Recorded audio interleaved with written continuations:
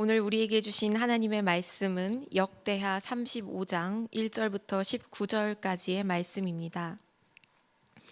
역대하 35장 1절부터 19절까지의 말씀, 우리 한 목소리로 읽겠습니다. 요시야가 예루살렘에서 여호와께 유월절을 지켜 첫째 달 14째 날에 유월절 어린 양을 잡으니라.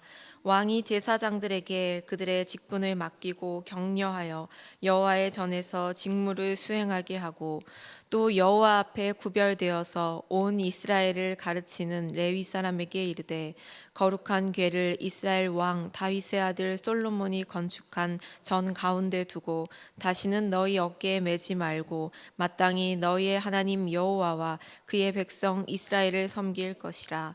너희는 이스라엘 왕 다윗의 글과 다윗의 아들 솔로몬의 글을 준행하여 너희 족속대로 반열을 따라 스스로 준비하고, 너희 형제 모든 백성의 족속의 서열대로 또는 레위 족속의 서열대로 성소에 서서 스스로 성결하게 하고, 유월절 어린 양을 잡아 너희 형제들을 위하여 준비하되 여호와께서 모세를 통하여 전하신 말씀을 따라 행할지니라.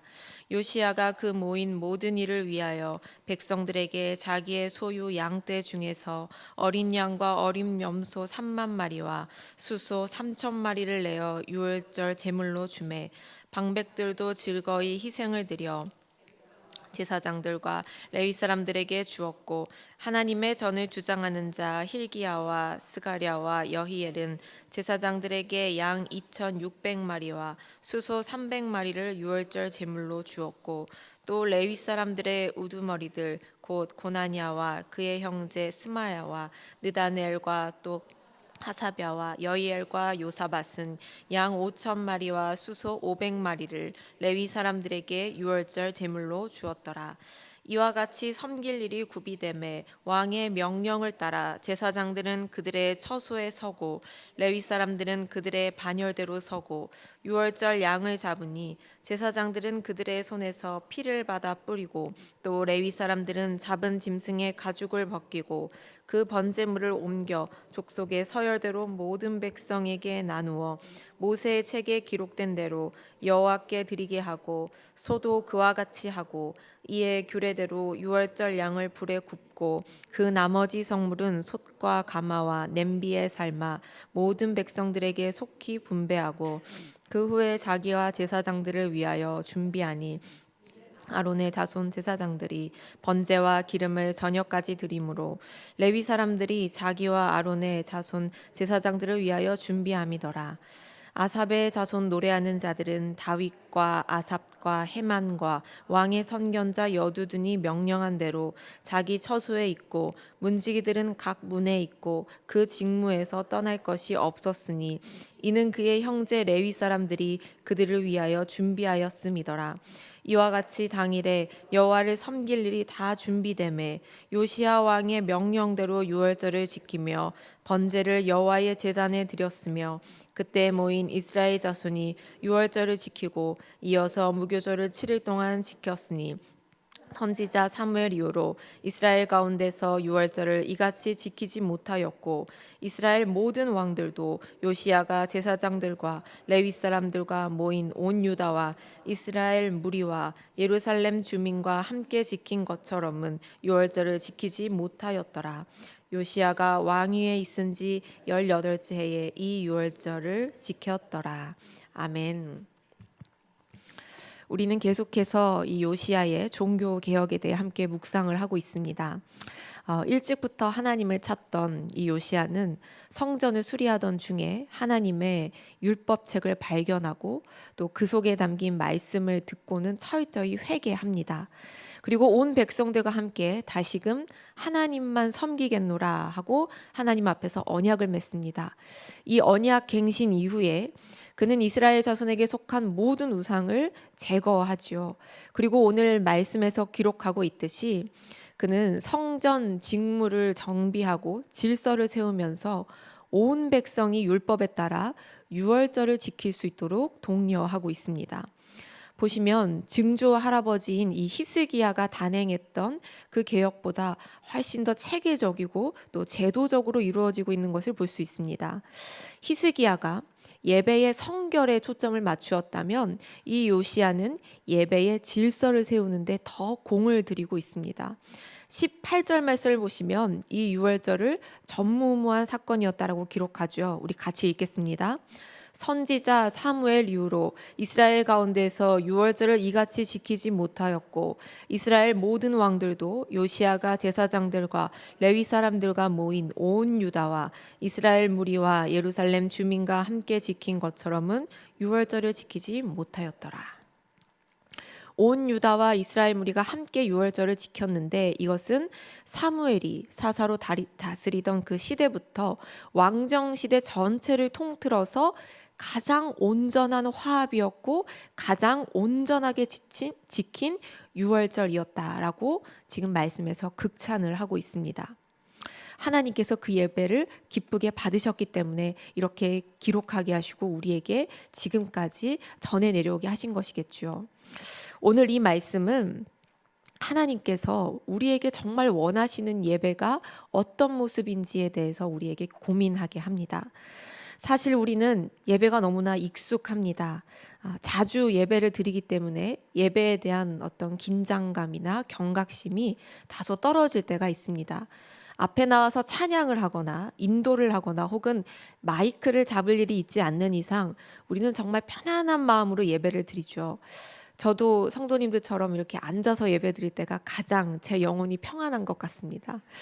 네. 그런데 그 옛날 이스라엘 백성들이 하나님 앞에 제사 한번 드리기 위해서 감수했던 그 불편을 생각해 보면 참 제 모습이 민망합니다. 짐승을 잡아서 제사를 드린다는 것 사실 말로만 듣기만 해도 이 엄두가 안 나는 일입니다. 짐승을 잡아서 죽이고 가죽을 벗기고 피를 뿌리고 각을 떠야 하죠. 이 제단 주변은 피비린내와 또 고기 타는 냄새, 까만 기름, 매캐한 연기가 자욱했을 것입니다. 그에 비하면 우리는 정말 쾌적하고 또 편안하게 예배를 드리고 있지 않습니까? 뿐만이 아닙니다. 요즘은 굳이 멀리 여기 도곡동까지 오지 않으셔도 집 가까이 있는 어떤 교회를 가도 예배를 드릴 수가 있습니다. 심지어 집 밖을 안 나가도 됩니다. 언제 어디서나 당장 유튜브만 들어가면 예배 드릴 수 있고 내가 원하는 예배, 내가 원하는 설교를 찾아 들을 수 있습니다. 또 내가 원하는 시설이나 내가 원하는 프로그램을 갖춘 교회를 이 비교 분석해서 고를 수 있는 최적의 조건 속에서 우리는 살아가고 있습니다. 그러다 보니 때로는 성도의 모습이라기보다는 이 고객의 마음과 자세로 교회를 찾는 분들도 종종 보게 됩니다. 그나마 최근 몇 년 전에 많은 성도들이 이 예배에 대한 갈급함을 새삼 느꼈을 때가 있었지요. 바로 코로나가 한참 극심했던 시기입니다. 언제든지 갈 수 있다고 생각했던 그 교회들이 다 문을 닫고 또 함께 호흡하고 마주보며 예배했던 이 자리를 빼앗긴 후에야 우리는 매일 그리고 매주 드리던 이 예배가 얼마나 소중한지를 깊이 느낄 수가 있었습니다. 그런데 또 아이러니하게도 그 아쉬움과 슬픔은 잠깐이고 이내 우리는 편안함에 익숙해져 버렸지요. 앞서 이야기했듯이 영상 시청만으로도 예배의 의무를 다 했다는 그 안락함에 우리는 쉽게 젖어들게 되고 또 오히려 이전보다도 더 예배를 소홀히 하는 그런 부작용을 낳기도 했습니다. 물론 오늘 이 자리에 나오신 분들은 그 모든 유혹을 참아내고 정말 하나님 만나 뵙기를 간절히 갈망하는 마음으로 이 예배의 자리에 나아오신 줄로 믿습니다. 날도 점점 추워지고 해야 할 일도 만나야 할 사람도 참 많은데 그럼에도 불구하고 이 예배의 자리를 지키기 위해서 이 자리에 나오셨으니 나오신 것만으로도 하나님께서 기쁨으로 받으실 줄 믿습니다. 그런데 하나님은 우리에게 욕심이 많으십니다. 우리에게 더 큰 복을 주고 싶어 하시고 우리를 더 성장시키기를 원하시는 분입니다. 마태복음 25장 29절에서 주님이 이렇게 말씀하십니다. 같이 읽겠습니다. 무릇 있는 자는 받아 풍족하게 되고 없는 자는 그 있는 것까지 빼앗기리라. 우리 교회에 예배에 대한 사모함이 없는 분은 아무도 안 계실 것입니다. 지금 영상으로 보고 계시는 분들도 마찬가지이실 텐데요. 정말 하나님 앞에 온전한 예배 올려드리기 위해서 발버둥 치는 우리에게 하나님께서 더 큰 은혜, 더 풍족한 은혜를 부어주고 싶으셔서 오늘 이 말씀을 우리에게 주신 줄로 믿습니다. 그러기에 기꺼이 거룩한 부담감을 안고 우리의 예배가 더 하나님이 원하시는, 하나님이 기뻐 받으시는 예배가 되기를 소망하고 기대하면서 이 말씀을 함께 묵상하시기를 간절히 원합니다. 먼저 본문에서 요시야가 요시야를 통해 보여주는 이 온전한 예배는 세 가지의 특징이 있습니다. 첫 번째는 요시야는 예배의 질서를 잡기 위해 최선을 다합니다. 오늘 본문 2절부터 6절까지를 쭉 보시면 요시야 왕이 각자의 직분에 맞게 무엇을 해야 할지, 무엇을 준비해야 할지를 알려주고 있습니다. 먼저 2절 말씀을 같이 읽겠습니다. 왕이 제사장들에게 그들의 직분을 맡기고 격려하여 여호와의 전에서 직무를 수행하게 하고, 제사장들에게 직분을 맡기고 직무를 수행하도록 격려합니다. 히스기야가 유월절을 지켰을 때와는 또 사뭇 분위기가 다른데요. 그 당시에는 제사장들 중에 나태하여서 준비되지 못한 사람들이 있었습니다. 역대하 30장 3절을 보시면 이렇게 기록하고 있죠. 읽겠습니다. 이는 성결하게 한 제사장들이 부족하고 백성도 예루살렘에 모이지 못하였으므로 그 정한 때에 지킬 수 없었습니다. 나태했던 제사장들이 이제는 이 요시야 때는 다들 각성하여서 왕의 명령대로 자기 자리를 지키고 직무를 수행할 준비를 합니다. 그래서 오늘 본문에서 우리가 아까 1절에서 말씀하듯이 본래 율법에서 명령한 대로 첫째 달 14째 날에 유월절을 지킬 수가 있었습니다. 또한 3절부터는 레위 사람들을 향해 이렇게 명령합니다. 같이 읽어볼까요? 또 여호와 앞에 구별되어서 온 이스라엘을 가르치는 레위 사람에게 이르되 거룩한 궤를 이스라엘 왕 다윗의 아들 솔로몬이 건축한 전 가운데 두고 다시는 너희 어깨에 매지 말고 마땅히 너희의 하나님 여호와와 그의 백성 이스라엘을 섬길 것이라. 우선 언약궤가 있어야 할 자리에 대해서 말씀하고 있습니다. 아마도 이 성전이 보수되는 동안에 언약궤를 다른 곳에 잠시 옮겨두었던 모양입니다. 그 궤를 레위인들을 통해서 다시 지성소로 되돌립니다. 그리고 이제 더 이상은 언약궤를 메고 다닐 일이 없기 때문에 대신에 예배와 찬양, 교육 등 이 예배의 질서를 세우는 일에 더욱더 전념하게 합니다. 그리고 이어서 4절, 5절, 6절에 레위인들을 향해서 이렇게 명령하죠.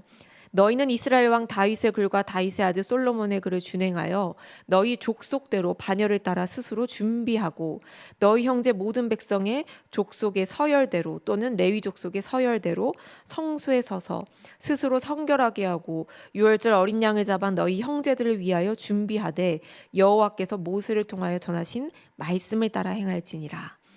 지금 레위 사람들의 조직을 다시 재정비하고 다윗과 솔로몬 시대에 행했던 것처럼 24 반열에 따라서 성소에서 하나님을 섬기게 합니다. 또한 온 백성들이 유월절을 잘 지킬 수 있도록 누구보다도 먼저 스스로를 성결하게 하고 준비하도록 명령합니다. 이렇게 요시야 왕은 하나님께 온전한 예배를 올려드리기 위해서 제사장과 레위 사람들이 질서대로 맡은 바 사명을 잘 감당할 수 있도록 격려합니다. 여기서 말하는 질서라는 것은 당연히 말씀이 요구하는 대로 따라가는 것이겠죠.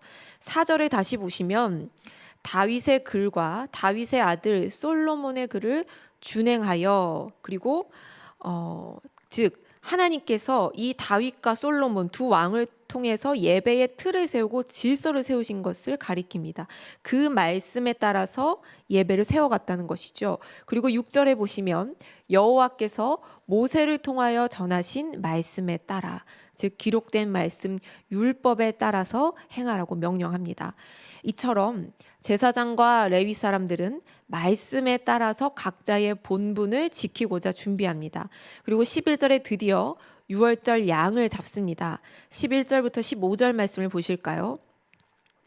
이 레위인들이 이제 양을 잡아서 제사장들에게 피를 모아 전달하면 제사장이 그 피를 받아서 제단에 뿌립니다. 그리고 12절에 번제물을 족속의 서열대로 나누고 제단에 바치게 합니다. 그리고 13절에 유월절 식사를 위해서 양을 굽고 나머지 고기는 삶아서 분배합니다. 그리고 14절에 계속해서 제사를 드리느라 식사하지 못한 이 제사장들을 위해서 레위인들이 그들의 몫을 챙겨주고요. 마지막으로 15절에 찬양 사역자들과 문지기들도 각자의 자리를 지키며 자신의 임무에 집중합니다.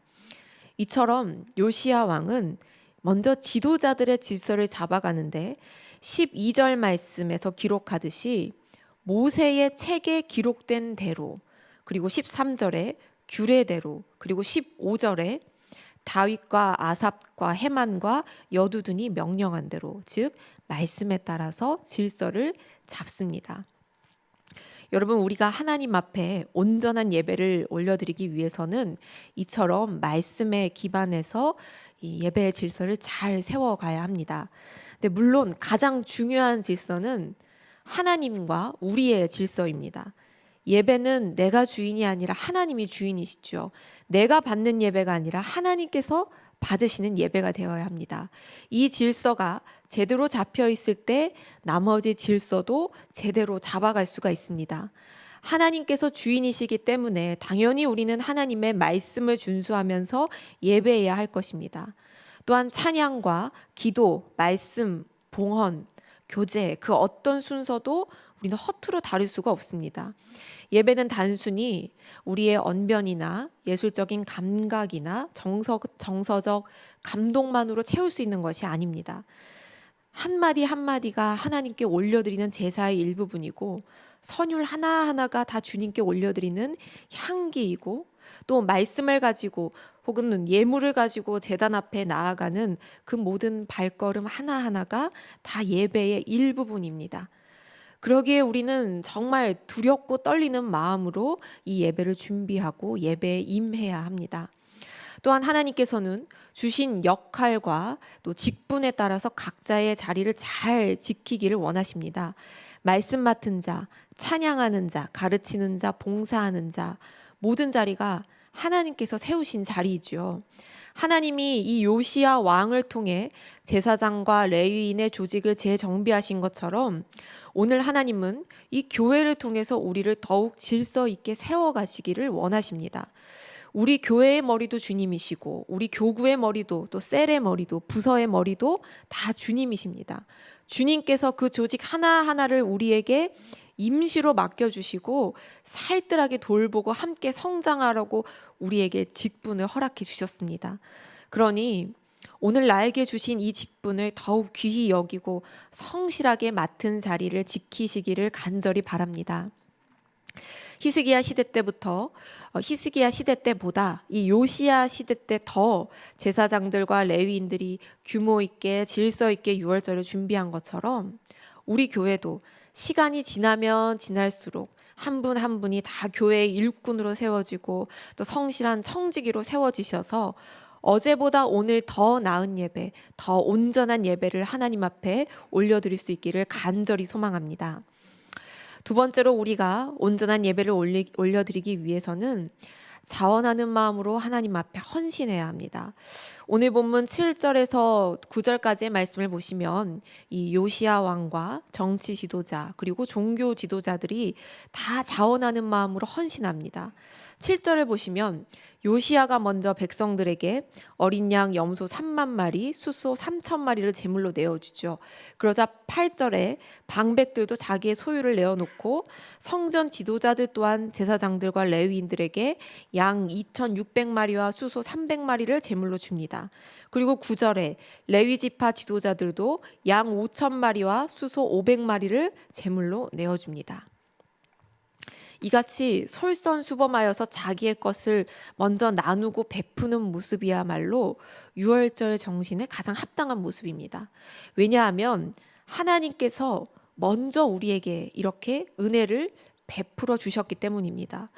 자격 없는 이스라엘에게 구원의 길을 열어주시고 그 구원의 날을 기억하고 감사하는 절기가 바로 유월절이지요. 이스라엘이 애굽의 횡포와 죽음의 공포에서 건진받을 수 있었던 것은 그들의 공로가 아니라 철저하게 하나님의 은혜 때문이었습니다. 그러므로 유월절은 그 은혜를 기억하고 은혜를 흘려보내는 절기입니다. 요시야는 자신이 율법책을 발견하고 회개하게 된 그 모든 과정이 다 하나님의 은혜임을 깨달았습니다. 이미 하나님의 용서와 긍휼을 경험했기 때문에 그 은혜를 이제 백성들과 함께 나누고자 자신의 모든 재물을 내어준 것이죠. 그렇게 은혜는 위에서 아래로 흘러갔습니다. 하나님께서 요시야에게 은혜를 부어주시고 요시야가 그 은혜를 백성들에게 흘려보내자 지도자들 또한 자발적인 헌신과 나눔으로 그 은혜를 모두에게 흘려보냅니다. 여러분, 우리가 드리는 이 예배도 마찬가지입니다. 우리는 다 은혜 받은 자이기 때문에 이곳에 나올 수 있었습니다. 유월절 어린 양이신 예수 그리스도께서 우리의 모든 죄를 지고 십자가를 지셨기 때문에 그 단번의 희생 제사를 통해 우리는 거룩하게 된 존재들입니다. 베드로전서 3장 18절 말씀을 같이 읽겠습니다. 그리스도께서도 단번에 죄를 위하여 죽으사 의인으로서 불의한 자를 대신하셨으니 이는 우리를 하나님 앞으로 인도하려 하심이라. 주님의 이러한 대속의 은혜를 믿기 때문에 우리는 거룩한 주님의 전에 나와서 하나님을 감히 아버지라 부를 수 있습니다. 따라서 우리의 예배는 처음부터 끝까지 하나님의 은혜를 선포하고 그 은혜를 흘러가게 해야 합니다. 우리의 삶은 하나님의 은혜로 거저 얻은 새 생명입니다. 그러기에 하나님께서 허락하신 나의 시간과 정성과 물질을 구별하여 내어드리고 자원하는 마음으로 주님 앞에 나아갈 때에 하나님은 우리의 온 삶을 거룩한 산제사로 받아주실 줄 믿습니다. 더 나아가 우리가 이렇게 은혜를 나눌 때에 나 자신뿐만이 아니라 더 많은 사람들이 이 은혜의 잔치에 참여하는 영혼 구원의 역사가 일어날 줄로 믿습니다. 세 번째로 온전한 예배를 우리가 드리기 위해서는 준비하고 또 준비해야 합니다. 오늘 말씀을 보시면 준비하다, 구비하다, 세우다라는 이 히브리어 동사 쿤이라는 단어가 총 7번 등장합니다. 4절, 5절, 10절, 14절에서 2번이 나오고요. 15절과 16절에 나오는데 우리 본문을 보시면 4절에 반열을 따라 스스로 준비하고 5절에 서열을 따라서 일을 맡도록 하십시오라고 세 번역 성경에서는 이렇게 나와 있지만 개역 성경에서는 준비하다, 어떤 구비하다 이런 단어가 보이지 않죠. 그런데 히브리어 원문에 따르면 이 히브리어 동사 쿤이 쓰여 있기 때문에 성소에 서서 준비하다, 일을 맡도록 준비하다라는 그러한 말이 생략되어 있습니다. 또한 10절을 보시면 이와 같이 섬길 일이 구비됨에 이 구비하다라는 단어도 히브리어 쿤입니다. 14절에 제사장들을 위하여 준비하니 또 제사장들을 위하여 준비함이더라. 15절에서도 레위 사람들이 그들을 위하여 준비하였음이더라. 16절에도 여호와를 섬길 일이 다 준비됨에 이렇게 준비하다, 구비하다라는 히브리어 동사 쿤이 총 7번 등장을 합니다. 여러분, 성경에서 7이라는 숫자는 완전함과 완성을 뜻한다고 했습니다. 즉 유월절을 지키기 위해서 왕과 제사장과 레위 족속들은 완전하게 철저하게 준비했다라는 걸 보여줍니다. 당연히 이 말씀은 1차적으로는 말씀 맡은 사역자들을 비롯해서 모든 직분자들, 봉사자들에게 주시는 말씀일 것입니다. 예배는 준비 과정부터 예배라고 하지요. 말씀 준비는 당연할 것이고요. 자막을 만들고 음향을 체크하고 청소하고 자리 정돈하고 악기 조율하고 주보를 뽑고 성도들 맞이하고 주차 봉사, 식당 봉사, 교회 학교 봉사 등 모든 자리가 다 너무나 중요한 예배의 일부분입니다. 하나님은 우리가 합당한 예배를 드리기 위해서 수고하고 애쓰는 그 모든 과정을 다 지켜보고 계십니다. 우리의 모든 수고를 기억하시고 아름다운 향기로 받으십니다. 그러니 예배를 준비하는 분들은 그 역할이 무엇이든지 간에 항상 자기 자신을 돌아보면서 더욱 준비된 모습으로, 성결한 모습으로 주님 앞에 서시기를 간절히 바랍니다. 뿐만 아니라 눈에 보이는 역할이 아니라고 하더라도 하나님 앞에 나아오기 위해서 아침 일찍 일어나 각자의 삶의 자리에서 나갈 채비를 하는, 준비하는 분들도 계시지요. 어린 자녀들을 들쳐업고 기저귀 가방이며 간식 가방이며 바리바리 싸서 오시는 젊은 부부 성도님들도 계시고요. 또 늦잠 자는 자녀들을 억지로 깨워가면서 아침마다 씨름하시는, 이 교회에 보내기 위해서 씨름하는 우리 학부모님들도 계시고, 또 연로한 부모님들을 모시고 이 자리에 나오기 위해서 분주하게 여기저기 운전하며 돌아다니시면서 이 교회에 오는 분들도 계시고요. 또 무거운 몸과 마음을 어떻게든 밖으로 이끌어내어서 이 예배의 자리에 오시는 분들, 그 모든 발걸음을 하나님은 다 기억하시고 예배로 받으십니다. 그러니 우리 모든 성도님들은 항상 주님의 시선을 의식하면서 이 예배의 자리를 사모하고 예배의 자리를 지키기 위해 애쓰고 또 준비된 예배자로 세워지시기를 간절히 소망합니다. 우리 중고등부 아이들과 제가 지금 예배를 드린 지 약 2년이 돼가고 있는데요. 이 중고등부 예배의 질서를 세우기 위해서 우리 선생님들과 많은 고민과 또 기도를 하고 있습니다. 중고등부 아이들의 예배를 방해하는 가장 큰 요인은 무엇일까요? 우리 교사들은 늘 두 가지와 싸웁니다. 첫 번째는 학원 특강입니다.